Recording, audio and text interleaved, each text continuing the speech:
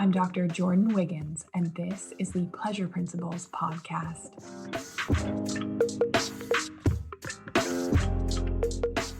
Join me on this journey where sex, science, and sensuality meet. Let's change the conversation around sex and pleasure together.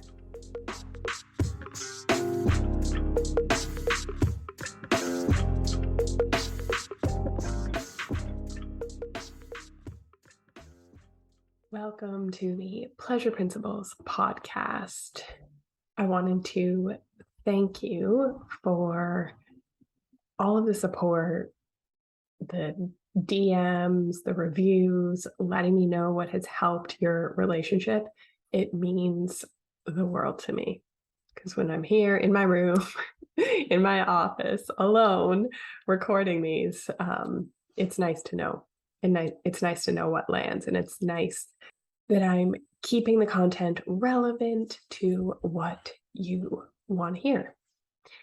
So today I'm feeling excited, anxious, and a little raw.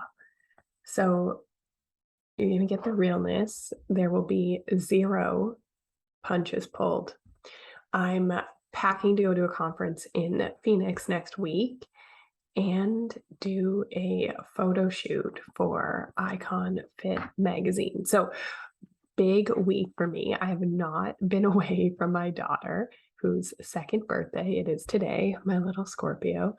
Have not been away from her for this long. So my controlling superwoman tendencies to get everything done, make sure everything is perfect while I am away, have been creeping up, and I'm acknowledging, allowing, and softening those. I would also like to point out that I added an extra day to my trip, because in the past I would have flown in for a work thing and flown out. I've been to cities where I haven't even experienced them. Really, except like the odd dinner on the town, but not this time. I booked myself an extra day, a me day, when I get down there to totally relax first. Speaking of controlling and fixing tendencies, if that is you, listen to episode 70 of the podcast on that topic, the one we did just before this. Today, I want you to take away one thing. My CEOs, my founders, my badass bitches, the tools that you use to succeed in business, in your career, are not the same tools that you need to succeed in relationship and in epic sex. How do I know this? This was me. I'm divorced. I didn't figure these things out until after. I am happily partnered now. I will tell you more about that to come. Trigger warning for this episode. I think that this is going to be a 2-3 time listener for some of you. Listen to it once to get your charge out, and a second time to let it sink in. I was offended by some of these comments and concepts just a few years ago. But these were the things, these were the tools, this was the skill set that I was missing and that I needed to learn to have the life, love, sex, business that I wanted. Quick note, I am talking primarily about heterosexual relationships, about masculine and feminine energies as it relates to men and women being in relationship to one another. It's not to say that men and women don't both have masculine and feminine energy, and that these concepts do not apply to same-sex couples. However, that is not the focus of this episode.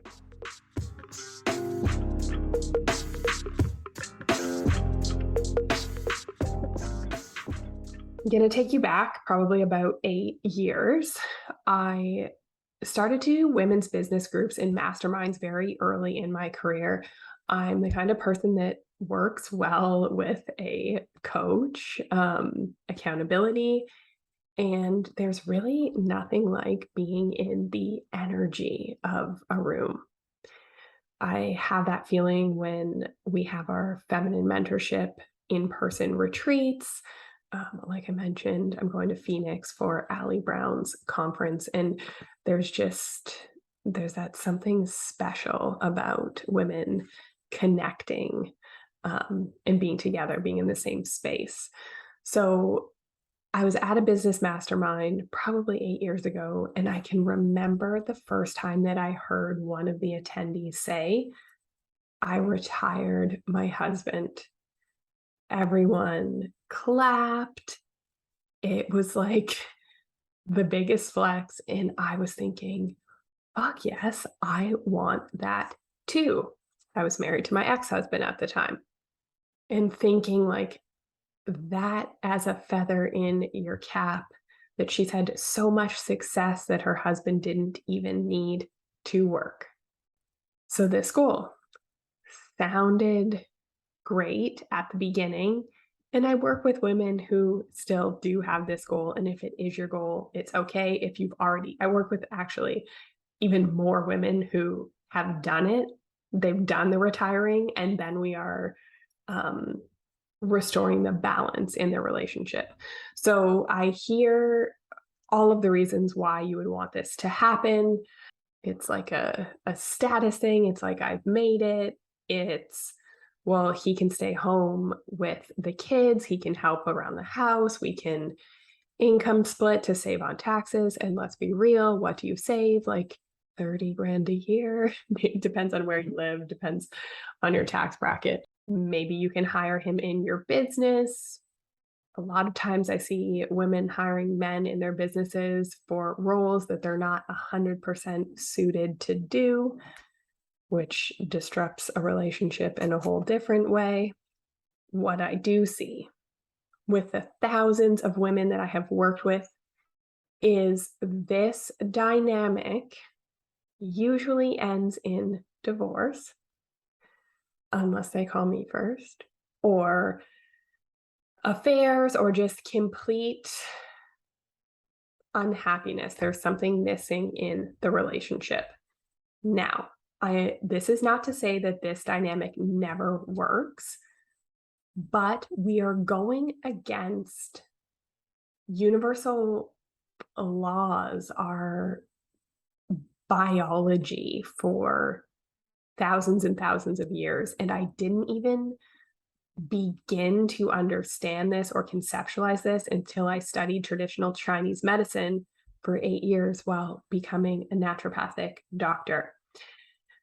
So we cannot have two people in the masculine in a relationship. It just doesn't work. But as women, we've had a lot of conditioning to make us think that this is the goal.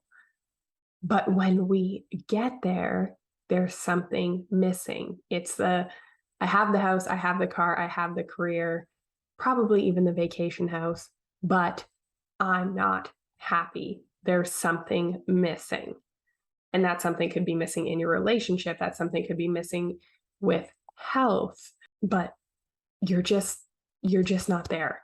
So couples, one or both parties is unfulfilled, someone is seeking more, and you'll notice, like myself, the patterns will keep repeating. If you're a woman in your masculine, the patterns are going to keep repeating. So I got a divorce, and then I thought, I just need a more masculine man, someone bigger than me, someone, and I mean energetically, like someone that can hold me and lead me and earn way more money than me, and then it will just be good. So like I was thinking at the time, I'll be in my masculine and I'll do all the things, and I just need someone more masculine. Still a polarity disruption, still does not work. So when I found that man, got in that relationship, and the same pattern started to creep up. They looked a little different, the flavor was a little different, but it was a wake-up call, and it was like, "Oh my goodness, the problem is me. I can't blame all the men." Like, if it's happening more than once, then it's me. I'm the problem. That Taylor Swift song, is in my head.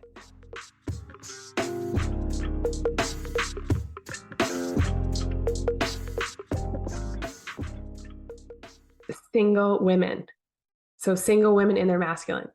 You feel like you can't find your man, you've given up, or you keep attracting the same type of man, the same type of under-functioning man that you're trying to fix, trying to pull along, trying to get to do something, but he's stuck. So I want you to remember, when you remember the point of this episode, the tools that got you success in business is not what works in relationship. So unless as a female you are truly, truly comfortable in masculine yang energy, leading, conquering, goal-oriented, completing tasks, okay? So that sounds a lot like you in the boardroom, which is fucking awesome, and it's powerful and it feels amazing. And most super women that I encounter think that they're comfortable here. But the problem is that doesn't give us the intimacy in romantic relationship, in friendships a lot of the time that we seek, that we're craving. But we don't even know that because our conditioning to be in the masculine is so strong. And often we have a rejection of our feminine yin energy and those qualities. Rest, connection, fluidity, intuition. So I want to make a note on these things. And when I was learning Chinese medicine, I tattooed it on my wrist because I wanted a daily reminder of something to look at that was like, holy crap, I'm in my masculine all day. I have zero yin. No wonder why I am exhausted, burnt out. At the time in med school, I had acne, my hair was falling out, cortisol, inflammation, the whole bit. So it was really impacting my being in my masculine was really impacting my physical health at that time. So these dynamics, the yin and the yang, are relational and they're interdependent. So in every person, in every relationship, we need both, and we need to flow. One cannot exist without the other. But we have, as a society, tended to devalue and forget about the feminine in favor of the masculine, because that's how we've been taught to exist, how we've taught to be these productive robots of society, to take care of others and sacrifice ourselves, which is why we often need to work on learning this new skill set, this return to the feminine, to be able to find balance. It doesn't mean that we get rid of our superwoman capes, our boss bitch attitude. We need that. It's amazing. But there's this whole other skill set. There's this whole other element that we're missing. As a society, we have been working towards gender equality. And I definitely consider myself a feminist. And by that, I mean a fan of equality for all people, all beings. So when we're talking about equal and we're talking about masculine and feminine, the thing is they are different and equal. And we seem to have messed this part up in patriarchal society. So in favor of the masculine and devaluing the feminine. We've forgotten that they're different and they're equal and that we need both in relation to each other. So as women, they're earning more, we're getting a seat at the table, we are getting more educated. Oftentimes it's like we're trying to do it the way men do it. We're trying to be men, which is leaving us wearing the pants, making the money, and having all of that invisible workload on our plate, it leaves us burnt out. In fact, I have several of my clients that are the primary breadwinners or have even retired their partners. And even though they're the ones that work full time, they're still doing the invisible workload at home. Their men might be out golfing, working out while they're earning the money and doing all of the at-home tasks. And that is some of the most unbalanced situations that I've seen. So I don't know about you, but it was probably something similar. I grew up internalizing messages like, you can do anything a man can do. Don't rely on a man. You can do things yourself. What messaging did you have around men? That they're not to be trusted, that they will leave, that you need to have sex or they're going to find it somewhere else. So the problem as we have approached equality is that men are hardwired, are hunter-gatherers, are protectors and providers, are fixers and leaders. And as a society, we have been conditioning to occupy this role too. I was having a conversation with one of my best friends last week, and she mentioned when her man goes to protect and fix for her, her immediate reaction is to reject, get offended because she can do it herself and she does not need a man to fix her. And this is common. I see this dynamic commonly, and both parties feel unfulfilled in that case. In our devaluing of the feminine, many of us have heard and internalized these messages so that feminine side of us has been dishonored probably since childhood. Don't cry. You're too emotional. Earn your own money. Don't be lazy. So we grew up with this armor around our hearts, not trusting men to protect and provide, and also devaluing feminine characteristics. And if we tell the truth, we don't know how to let this happen. We don't know how to occupy a feminine pole or keep ourselves safe in intimate relationships when we are not the ones in control. We don't know how to trust when we are not the ones leading. It feels so foreign to us because of our superwoman conditioning. And it feels almost sexist when you first hear it. It feels anti-feminist.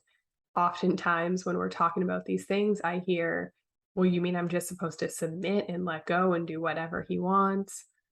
I feel sick when I hear the word surrender.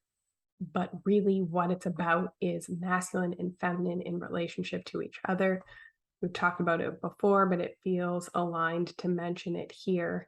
We talk about the analogy of the river and the river bank. So the masculine is the river bank, the rocks, the feminine is the water that's flowing. And in fact is very strong because water can erode rock. We just don't look at it that way in our society.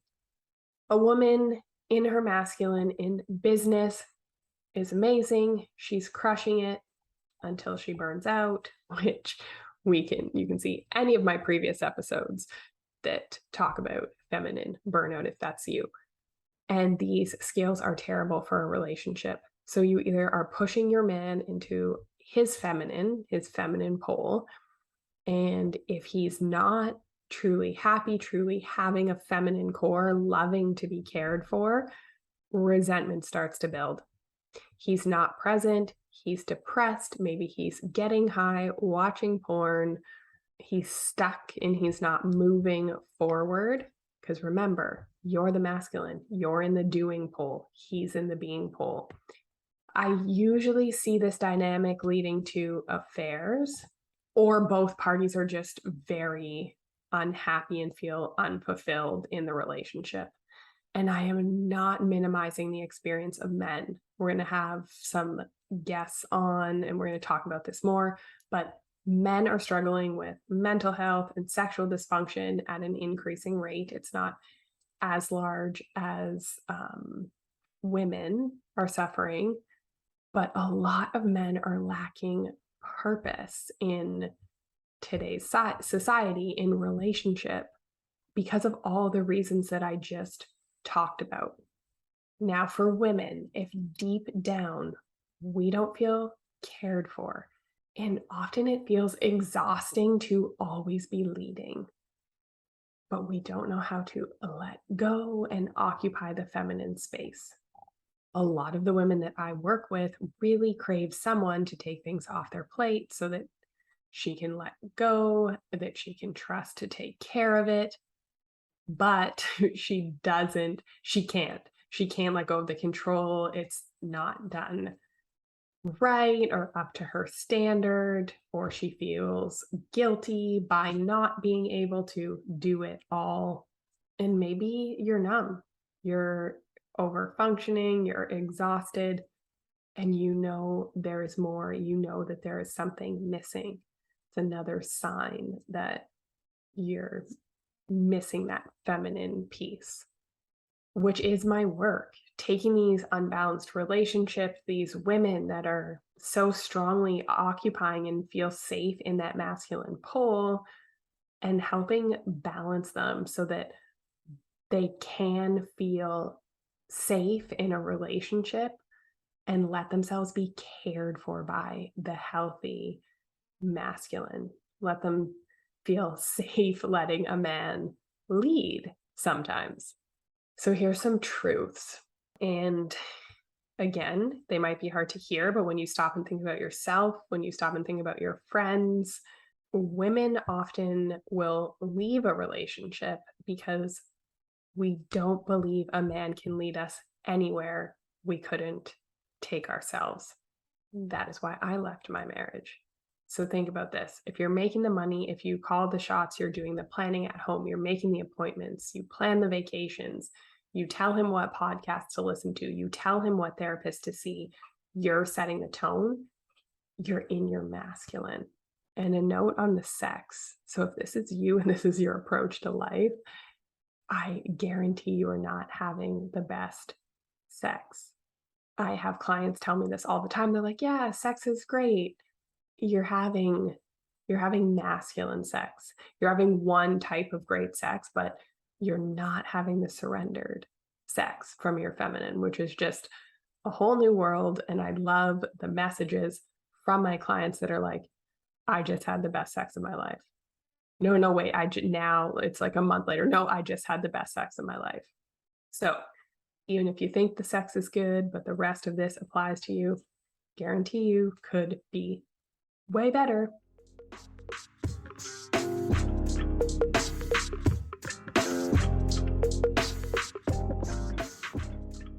So I want you to take a minute and feel into this.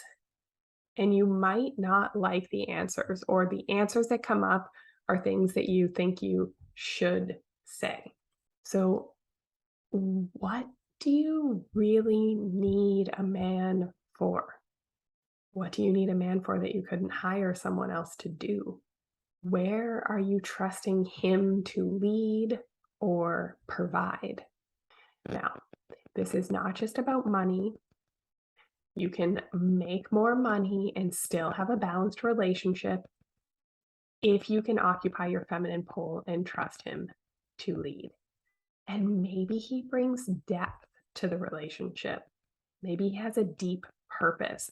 Maybe being in his presence, looking in his eyes, relaxes your nervous system and makes you feel safe. For super women, for women like me, with the anxiety, the abandonment, the wounding that we have that made us so in our masculine and so successful in our careers, usually means we would really, really struggle to do this regardless of what kind of man we're with. I am in deeper, truer, realer love than I have ever been in my entire life. And I trust him to lead in most areas. So I am a recovering superwoman, recovering woman in her masculine. And it has been an interesting journey and process for me to learn to surrender. And listen, I am not saying he leads on everything. I'm not saying I override my intuition if I don't agree, or I'm a doctor, so medical questions and concerns for us and our family are directed to me. But he calls the shots on some really big things, and he expands me in a direction that I know that I wouldn't get without him. I wouldn't be challenged to grow to that level without him.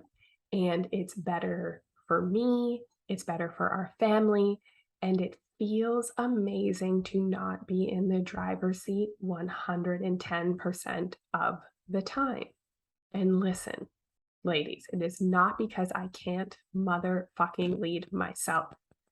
It's because I'm learning to feel safe with healthy masculine leadership.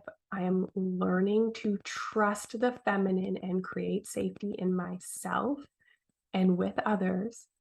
And this was my work. This was work that I had to do. This was nothing with, it was nothing anyone could do for me or any book I could read or any of that. So, in a quick note, men leave relationship when they are not getting the feminine energy that they need. They don't need a manager, a boss, a mother. They will get resentful or sink into their feminine, depressed, numb, not doing anything. It's not like a healthy feminine either. It's a dark feminine. They seek feminine energy elsewhere. They numb the fuck out. Men want to feel your depth of feeling, which you're probably suppressing because you're too busy doing. We're great at thinking our feelings, but not actually feeling them. We keep ourselves busy so we can outrun them. And he wants all of you, but you only show him pieces. You only show him what you think he should see, and we suppress and we self-sacrifice the rest. So, quick recap. The skills that got you success in your career will not get you success in relationship, and they definitely will not get you the best sex of your life. Men are wired to be protectors and providers, and we cannot have two people occupying that role. One will be pushed into the feminine. The only way this dynamic actually works is if he has a truly feminine heart and your heart is truly masculine. Like you're both truly happy occupying the non-traditional pole and role. And if you are, that is amazing. But you're listening to this, so something is missing.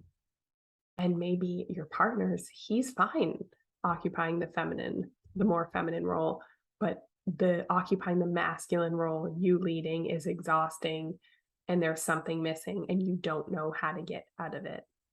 So you're craving more, or you want a relationship, you want that real love, and you just can't seem to find it. I want to read you this quote that stuck with me over 2 years ago when I needed to rescue my current relationship. And when I had that moment of, holy shit, this is me, this was the quote that really landed. I dream of never being called resilient again in my life. I'm exhausted by strength. I want support. I want softness. I want ease. I want to be amongst kin, not patted on the back for how well I can take a hit or for how many. So if that sounds good to you, if there's a piece of you that is like, yes, that sounds amazing. The problem is you don't know the steps to take to get there, to take the Superwoman cape off and relax into your feminine pole. And I teach this. I teach this in my 12-month mastermind, the Feminine Mentorship. If what I am saying is speaking directly to you, and you know that you need to work with me, I know you know who you are. You're me who listens to a podcast like this and is like, yes, her, sign me up, because you know what you've been doing isn't working. It's working with me is going to be cheaper than divorce. It's going to be cheaper than the couples therapy that you've done that didn't work. So you can apply to work with me one-on-one. I'm going to put that link in the show notes. And I want to give you some tips, some actionable tips for getting out of the masculine and starting to restore the balance in your relationship. So there's some quick tips, and this work is a process. It's an ongoing process. So we're going to do the quick stuff, but then I'm going to leave you with a deeper tip on the deeper work as well. So tip number 1, stop telling your man what to do. Stop telling the men you're dating what to do. Stop sending them Instagram posts, listen to this podcast, etc. And if controlling is an issue for you, or this sounds weird, or like, well, that's how I connect with people, listen to episode 70 of the Pleasure Principles podcast on control before we go any further on this one. Tip number 2, slow down. This is hard for me. It will be hard for you. Slow down how you speak. Slow down how you move. Slow down how you make love. Even the way you walk into a room and sit next to your man, the way you take off your shirt, practice slowing the fuck down, getting into that feminine energy. And this is hard for us. It's hard for us if you have a brain and conditioning that works like mine, because it requires presence and it requires us to feel. No more outrunning the craziness in our head. So practice slowing down. I don't care if you make your cup of tea slowly every day. Slow down. Put moisturizer on after you get into the shower slowly. So the deep work is to learn to cultivate safety in yourself that allows you to trust healthy masculine. And we need to learn to trust the feminine characteristics in ourselves.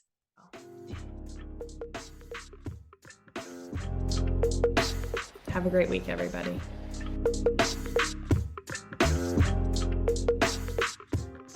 If you like what you heard in this episode, leave me a rating.